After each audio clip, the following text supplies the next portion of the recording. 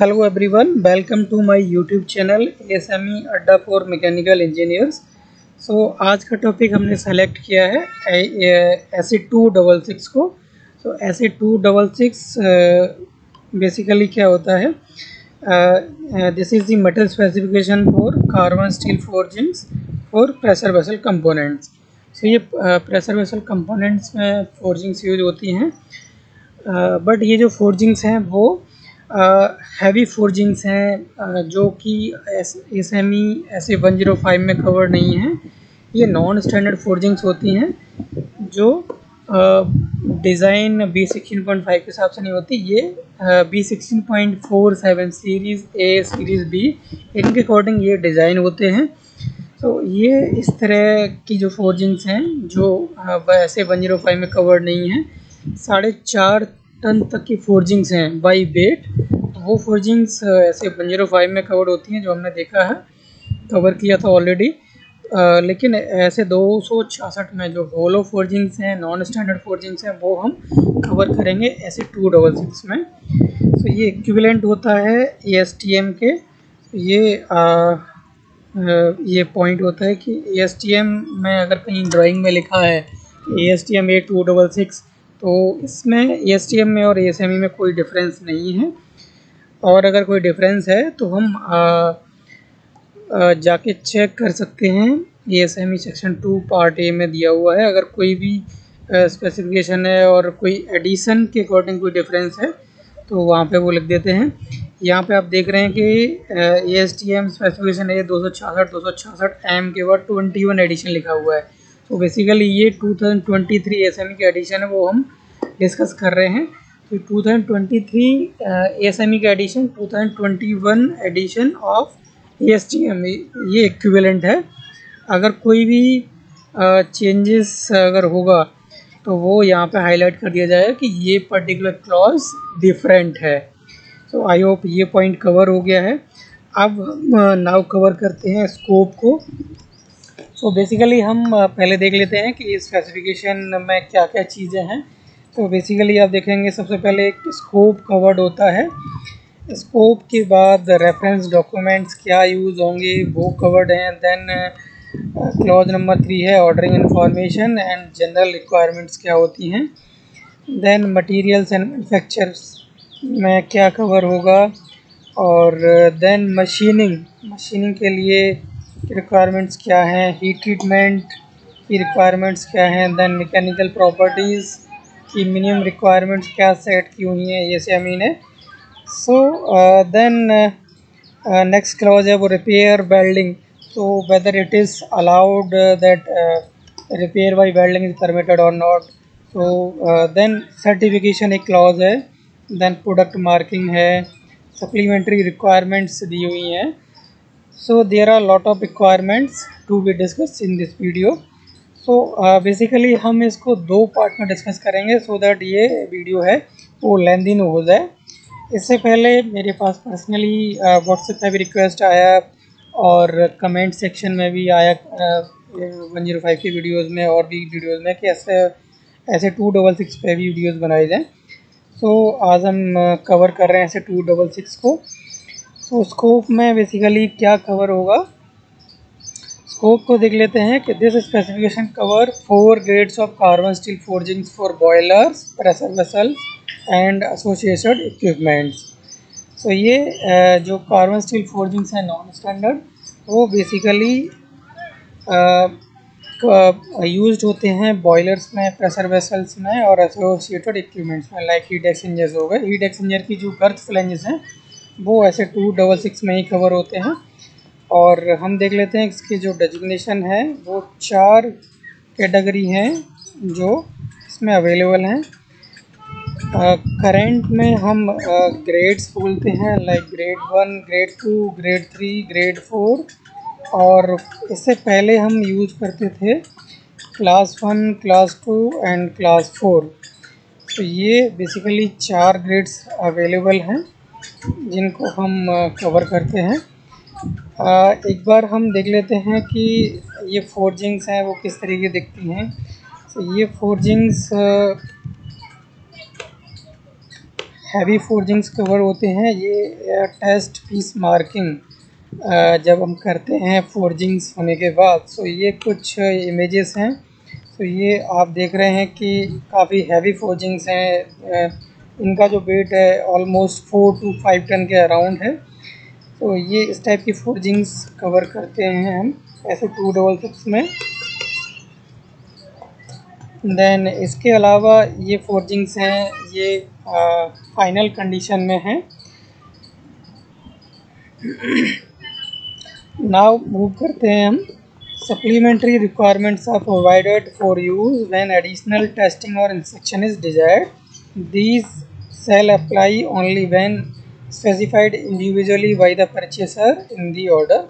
सो supplementary requirements भी available हैं। Supplementary requirements में एडिशनल टेस्टिंग अगर कोई रिक्वायर्ड है जो परचेसर है उसको, तो वो अपने परचेस ऑर्डर में स्पेसिफाई कर सकता है। तो इफ़ अगर परचेस ऑर्डर में स्पेसिफाइड है तो सप्लीमेंट्री रिक्वायरमेंट्स को भी हम अलग से टेस्टिंग जो भी एप्लीकेबल हैं वो हम फॉलो कर सकते हैं। अब कवर करते हैं क्लॉज 1.3 को कि जो इसमें यूनिट्स हैं वो ऐसा यूनिट्स और इंच पाउंड यूनिट्स दोनों में ही वैल्यूज़ अवेलेबल हैं। जैसे कि आपकी टेंसाइल स्ट्रेंथ है, मैकेनिकल प्रॉपर्टीज़ हैं, वो MPa में और PSI दोनों में ही अवेलेबल हैं। बट इसमें जो वैल्यूज़ हैं हम उसको मिक्सअप नहीं कर सकते। तो हमें मिक्सअप नहीं करना है वैल्यूज़ को। अगर कोई ऐसा यूनिट को फॉलो कर रहे हैं तो ऐसा यूनिट्स में ही हम वैल्यूज़ रखेंगे। इंच पाउंड यूनिट को हम फॉलो कर रहे हैं तो इंच पाउंड यूनिट को ही इसके हिसाब से सारी यूनिट्स कवर करेंगे। देन रेफरेंस डॉक्यूमेंट को देखते हैं कि रेफरेंस डॉक्यूमेंट्स में क्या क्या है। सो ASTM A370 एक मैकेनिकल टेस्टिंग के मेथड्स हैं और डेफिनेशंस दी हुई हैं कि मैकेनिकल टेस्ट लाइक हार्डनेस है तो हार्डनेस का क्या डेफिनेशन है और हार्ड साइज़ क्या लेना पड़ेगा, उसमें क्या क्या यूनिट्स अवेलेबल हैं। कन्वर्जन BHN से HV और रॉकवेल में कन्वर्जन की टेबल्स दी हुई हैं। सो ASTM 370 बेसिकली टेस्ट मेथड्स हैं मैकेनिकल टेस्टिंग के। हार्डनेस, टेंसाइल, इम्पैक्ट है। सो ये सारी चीज़ें इसमें कवर्ड हैं। ऐसे 788, सो 788 में स्पेसिफिकेशन है, ये जनरल रिक्वायरमेंट्स हैं। तो जो चीज़ें यहाँ पर अच्छे से डिस्क्राइब नहीं की गई तो वो सारी चीज़ें ऐसे 788 में स्पेसिफाइड हैं। ये जनरल रिक्वायरमेंट्स हैं। लाइक अगर ऐसे 788 में आप देखेंगे तो वहाँ पर केमिकल कंपोजिशन में अगर कोई टॉलरेंसेस हैं, डायमेंशनल में टॉलरेंस है, वो सारी चीज़ें हम वहाँ पर दे रखी हैं। मैकेनिकल टेस्टिंग के लिए आपको सैंपल ड्रॉ करना है तो वो किस डायरेक्शन में करना है तो वहाँ पर डिटेल में डिस्क्राइब किया हुआ है। 1058 भी टेस्ट मेथड है मैकेनिकल टेस्टिंग का मेट्रिक यूनिट्स में। E112 एवरेज ग्रेन साइज़ के लिए है। E165 DP टेस्टिंग के लिए है। तो ये सारे स्टैंडर्ड्स हैं जिनको हम फॉलो करेंगे। देन क्लॉज है 3, इसमें कवर करते हैं हम ordering information and general requirements को। सो ऑर्डरिंग इन्फॉर्मेशन है वो आपको डिटेल में मिलेगा ऐसे 788। तो ऐसे 788 में बेसिकली मैं डिस्क्राइब मिनिमम रिक्वायरमेंट्स हैं वो एक बार बता देता हूँ आपको। ऐसे 788 में जाके देखेंगे तो परचेस ऑर्डर में आपको क्या मेंशन करना है। लाइक मटेरियल स्पेसिफिकेशन को लिखना है कैसी 288 के अकॉर्डिंग है। कोई सप्लीमेंट्री रिक्वायरमेंट आपको के अकॉर्डिंग टेस्टिंग चाहिए तो वो आपको लिखना है। मटेरियल स्पेसिफिकेशन में कोई ईयर का चाहिए रिक्वायरमेंट है कि 2023 के अकॉर्डिंग चाहिए। डायमेंशनल स्टैंडर्ड क्या है वो क्या फॉलो करना है। तो ये सारी की सारी रिक्वायरमेंट्स हैं इसमें। सिंस ये नॉन स्टैंडर्ड फोर्जिंग्स हैं तो आपको डिटेल्ड जो ड्राइंग्स हैं वो ड्राइंग्स भी आपको देनी पड़ेंगी मैन्युफैक्चरर को। सो ये the purchaser shall include with the inquiry and order a detailed drawing, sketch और written description of the forging. So आपको डिटेल्ड ड्राइंग, स्केच या फिर डिस्क्रिप्शन ऑफ द फोर्जिंग ये प्रोवाइड करना होगा। देन मूव करते हैं। Material supplied to the specification shall conform to the requirements of specification ऐसे 788 which outlines additional ordering information, manufacturing requirements, testing and retesting methods procedures, marking, certification, product analysis, variations and additional supplementary requirements.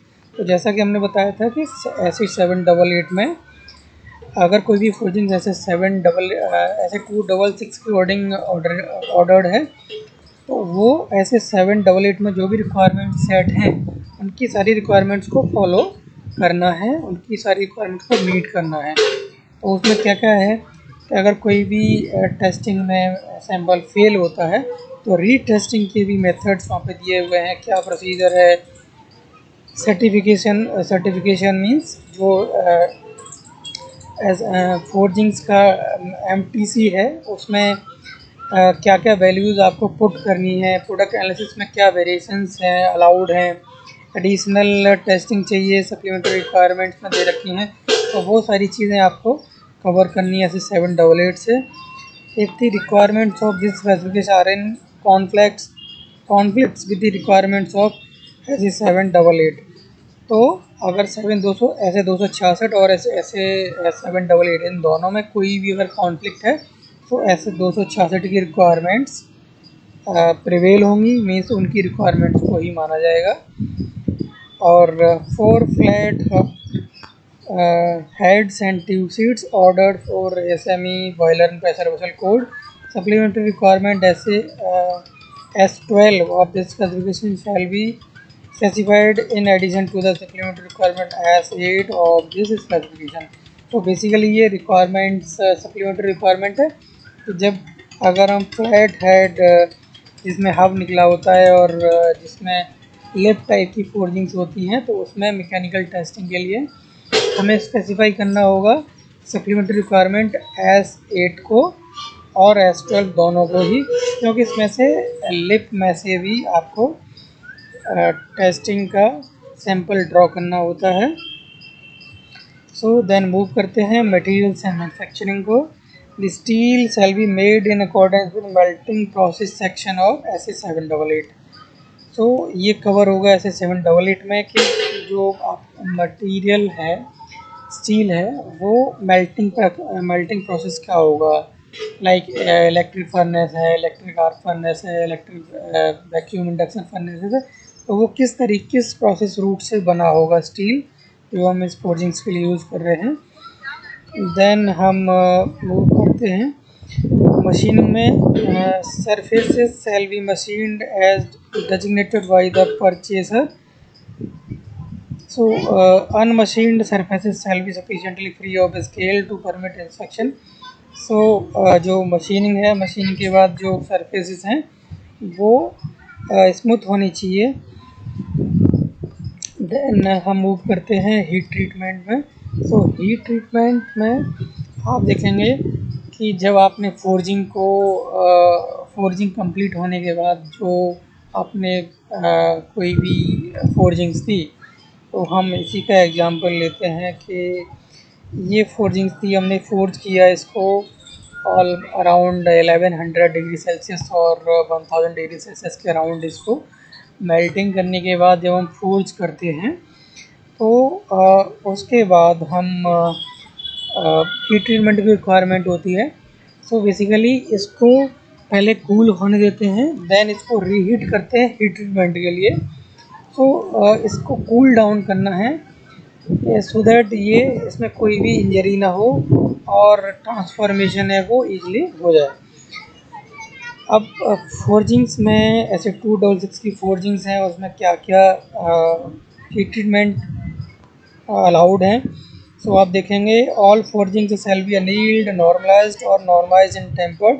तो इसमें basically आप तीनों method में से कोई भी एक फॉलो कर सकते हैं, लाइक अनीलिंग कर सकते हैं या फिर अनीलिंग की जगह नॉर्मलाइजिंग कर सकते हैं या फिर नॉर्मलाइजिंग एंड टेम्परिंग कर सकते हैं। देन अल्टरनेटिवली आपके लिए एक और ऑप्शन है कि लिक्विड क्वेंचिंग एंड टेम्परिंग भी कर सकते हैं, बट ये आप तभी कर सकते हैं when mutually agreed upon between the manufacturer and the purchaser. तो ये दोनों के म्यूचुअल एग्रीमेंट के बाद ही पॉसिबल है। सो अगर आप टेम्परिंग करेंगे इस केस में तो टेम्परिंग का टेम्परेचर होगा वो सब क्रिटिकल टेम्परेचर पर करेंगे और ये टेम्परेचर है वो मिनिमम 595 डिग्री सेल्सियस होना चाहिए।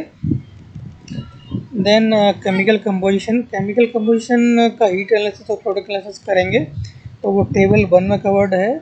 वो ईच ग्रेड के लिए ग्रेड 1 एंड ग्रेड 2 का सेम है केमिकल कंपोजिशन, और ग्रेड 3 ग्रेड 4 का अलग है। तो कार्बन की मैक्सिमम वैल्यू आप देखेंगे तो ग्रेड 1 एंड 2 के लिए 0.30 मैक्सिमम है, और ग्रेड 3 के लिए 0.35% मैक्सिमम है।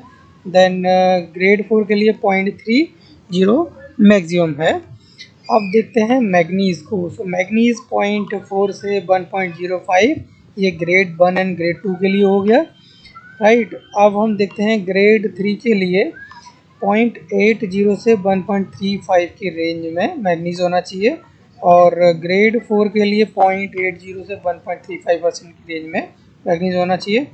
देन आप देख रहे हैं सल्फर मैक्सिमम है वो 0.025, ये ग्रेड 1 2 3 4 तीनों में ही ये सेम रिक्वायरमेंट है।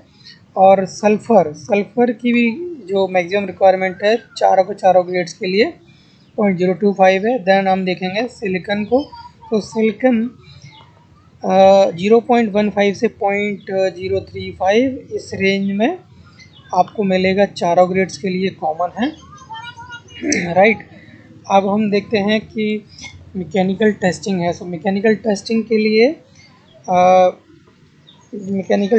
लिए आप सैंपल ड्रॉ करेंगे। तो सैंपल ड्रॉ करने का लमसम एक आइडिया देख लेते हैं कि ये फोर्जिंग है। तो ये फोर्जिंग में ये आप देख रहे होंगे कि ये इसकी आउटर सरफेस पे हमने सैंपल ड्रॉ किया हुआ है। टेंसाइल टेस्ट और इम्पैक्ट टेस्ट चाहिए तो इम्पैक्ट टेस्ट, तो इसको हमें टेंजेंशियल डायरेक्शन में ड्रॉ करना है। तो टेंजेंशियल डायरेक्शन में सैंपल को ड्रॉ करना होता है, और टेस्टिंग में हम सैंपल को देते हैं। और तो ये टेंजेंशियल डायरेक्शन आप देखेंगे, तो ये टेंजेंशियल डायरेक्शन बनेगी इस तरीके से, और ये आप सैंपल यहाँ पर मार्क किए हुए हैं। तो ये सैंपल आपने ड्रॉ कर लिए, राइट। अब सैंपल टेस्टिंग में जाएंगे। टेस्टिंग होने के बाद टेंसाइल टेस्ट की जो रिक्वायरमेंट्स है मिनिमम, वो टेंसाइल स्ट्रेंथ मिनिमम अगर MPa ऐसा यूनिट में जाएंगे तो वो 415 से 585 चाहिए ग्रेड 1 के लिए, और ग्रेड 2 और ग्रेड 4 के लिए सेम है, उसकी वैल्यू है 485 से 655। देन ग्रेड 3 के लिए 515 से 690 MPa, ये जो वैल्यू हमने डिस्कस किए हैं वो मेगा पास्कल में है। सो ये टेंसाइल स्ट्रेंथ होगी मिनिमम, ये मिनिमम रिक्वायरमेंट है, और ये रेंज दे रखी है कि 415 मिनिमम है और मैक्सिमम 585 ग्रेड 1 के लिए हो गया। ग्रेड 2 ग्रेड 4 के लिए 485 से 655 की रेंज में हो गया। ग्रेड 3 के लिए 515 से लेकर 690 MPa की रेंज में होना चाहिए। आप देखते हैं यील्ड स्ट्रेंथ 0.2% ऑफसेट मेथड से करते हैं, तो वो MPa में कितनी चाहिए आपको, ब्रैकेट में दिया हुआ है MPa वैल्यू 205 ग्रेड 1 के लिए, 250 दिया हुआ है ग्रेड 2 एंड 4 के लिए, ग्रेड 3 के लिए 260 MPa दिया हुआ है। और एलोंगेशन की रिक्वायरमेंट है। अब एलोंगेशन में सबसे बड़ा पॉइंट होता है, हम सब ने एक ही गेज लेंथ सब ने देखी हुए सारे मतलब स्पेसिफिकेशन 50 mm होती है, बट आप यहाँ पे देखेंगे ये 62.5 mm इस गेज लेंथ में आप एलोंगेशन को कैलकुलेट करेंगे। सो ग्रेड 1 के लिए 21%, ग्रेड 2 एंड 4 के लिए 18%, ग्रेड 3 के लिए 17%। रिडक्शन ऑफ एरिया है वो ग्रेड 1 के लिए 38%, 33% है ग्रेड 2 एंड 4 के लिए, ग्रेड 3 के लिए 30% है। सो ये मैकेनिकल टेस्टिंग के लिए रिक्वायरमेंट्स हैं। तो ये रिक्वायरमेंट्स हमें फॉलो करनी है। अब नेक्स्ट क्लॉज है रिपेयर बाई वेल्डिंग। तो रिपेयर बाई वेल्डिंग अलाउड है कि नहीं, तो अब हम ये डिस्कस कर लेते हैं। Repair welding of forging is permissible only at the option of purchaser. If repair welding is performed, welders and weld procedures shall be qualified in accordance with the section 9 of the SME boiler and pressure vessel code. तो ये तभी permissible है जब purchaser allow करता है, otherwise हम building को perform नहीं कर सकते। अगर कोई भी डिफेक्ट फोर्जिंग में आता है तो वो रिपेयर नहीं हो सकता, क्योंकि आपके परचेसर ने अलाउ नहीं किया। और आपका जो कोड है वो स्पेशली बोलता है कि अगर परचेसर अलाउ करता है तभी हम अलाउ कर सकते हैं। सो हम पार्ट 1 को यहीं पे स्टॉप करते हैं। अब पार्ट 2 में इसके आगे की जो सेक्शन है, लाइक सर्टिफिकेशन, एमटीसी में क्या क्या डेटा आना चाहिए, प्रोडक्ट का क्या क्या मार्किंग होनी चाहिए, और सप्लीमेंट्री रिक्वायरमेंट्स हैं वो क्या क्या हैं, तो वो सारी के सारी रिक्वायरमेंट्स हैं वो हम कवर करेंगे पार्ट 2 में। सो थैंक यू गाइस, तब तक के लिए जय हिंद एंड जय भारत।